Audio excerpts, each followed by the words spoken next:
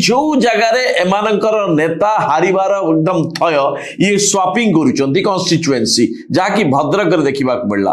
भद्रक प्रथम थर पर जी गत थर 19 निर्वाचित होते संजीव मल्लिक तांको विरोध रे भयंकर भाव रे जो ट्रेंड रही विजु जनता दल बा एंटी इनकम्बेंसी तांको विरोध रे जोरदार रही छिड़ा हेले हारिबा थय तांको नेतृत्व रे म्युनिसिपालिटी चेयरमैन बा अध्यक्ष पदवी रे विजु जनता दल हारिला।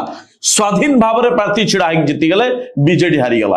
आ बीजेडी रे समस्त बल लगेबा सत्वे सेपटे प्रफुल्ल सामल जे कि भंडारी पोखर रे एबे विधायक अछंती आ पूर्वतन मंत्री तांको विरोध रे तांको परिवार विरोध रे एबे दुर्नीतिर अभियोग ईडी तांकर एबे छानभिन करुची तदंत करुची। तेणु भंडारी पोखर रे प्रफुल्ल सामल जीतिबा काठिकर पाठ।